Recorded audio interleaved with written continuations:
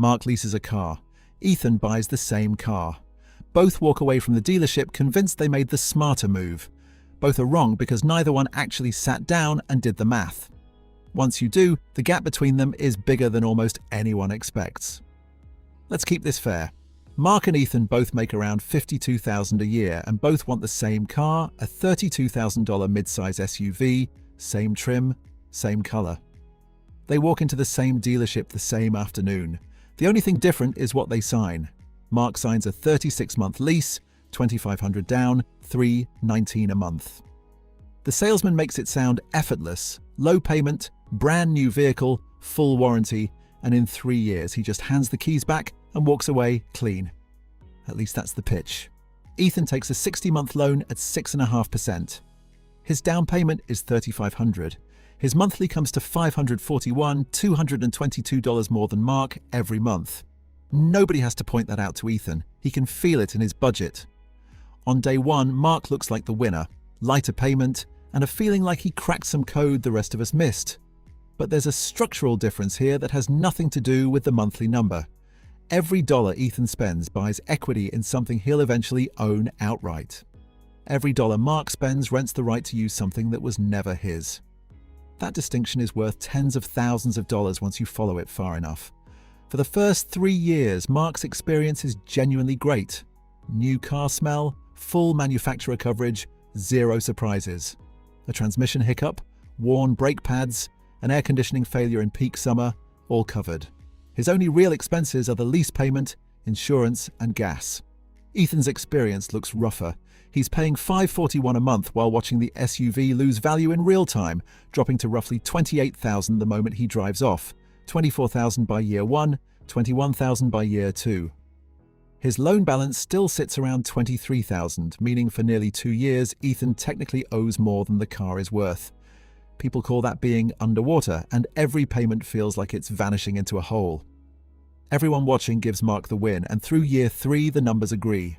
Mark has paid $2,500 down plus 36 payments of $319, totaling $13,984.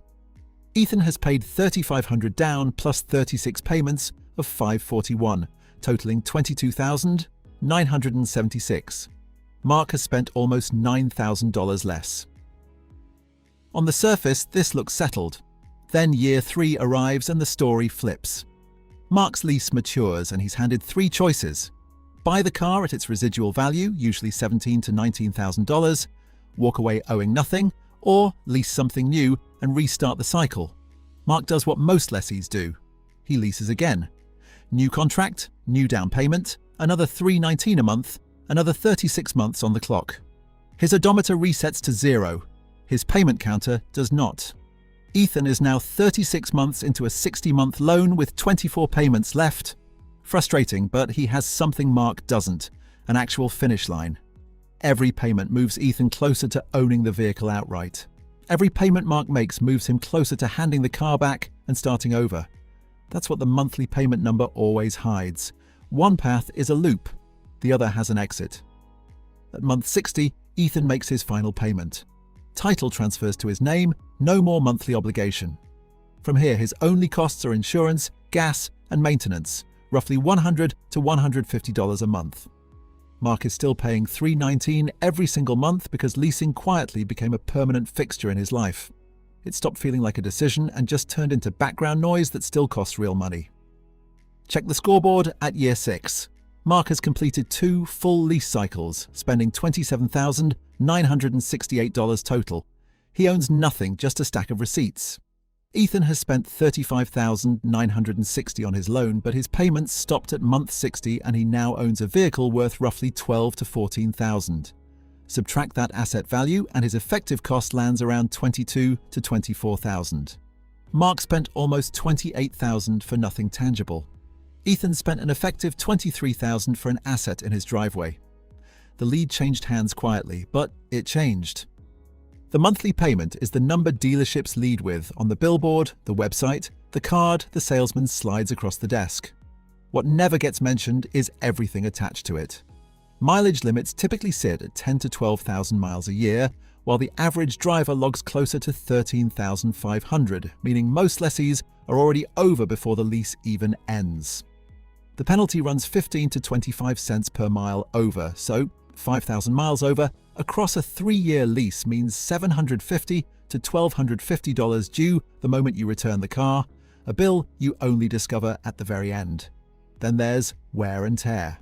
The dealership's definition of normal is not your definition of normal. A door ding, a stained seat, a curbed wheel, all potentially billable. Add a disposition fee, usually $300 to $500, just to hand the car back, and if life changes mid-lease, exiting early can mean owing the entire remaining balance. To be fair, buying isn't free of downsides.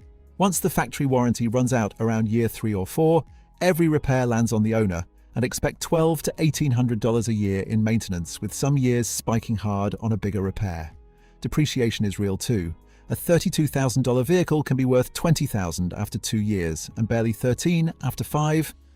But that decline slows the longer you hold it, so time works in the owner's favor. Zoom out to 10 years. Mark has cycled through 3 or 4 leases, each costing roughly $13,000 to $14,000 in payments and fees. Factor in mileage penalties and disposition charges, and his decade-long spend lands between $48,000 and $55,000 with nothing to show for it. Ethan paid $35,960 on his loan, then spent an estimated $11,000 to $15,000 on maintenance over the following years. His 10-year total sits around $47,000 to $51,000, and he still owns a vehicle worth $4,000 to $6,000, fully paid off, netted out, and Ethan comes out ahead by $15,000 to $20,000 from a single vehicle. Most people repeat this decision 3, 4, 5 times across their driving life, and multiplying that gap adds up to a 6-figure difference in lifetime wealth. None of this means leasing is always wrong. If you're self-employed and use the vehicle for business, lease payments can often be written off, which can erase the ownership gap entirely. If you drive something in the luxury or performance tier, staying inside a lease's warranty window has real value, since out-of-warranty repairs, they get brutally expensive. And if you genuinely invest that $222 monthly difference consistently, you could come out ahead over a long horizon. The catch is that it takes real discipline, and most people who say they'll invest the difference simply spend it instead. For the average person driving an average vehicle, buying and holding wins. It's not a flashy answer. Nobody films a video bragging about their paid-off sedan, but the math doesn't care about excitement. Mark and Ethan both left that dealership convinced they'd outsmarted the system. Mark thought he was saving money. Ethan thought he was building equity. Neither ran the numbers past the first year. The real trap was never leasing versus buying. It was making a $32,000 decision based on a single monthly number without ever asking what it costs over 5 years, 10 years, a lifetime. So next time someone slides a monthly payment across a desk and it sounds too easy, ask yourself one question. What does this actually cost me once it's all over?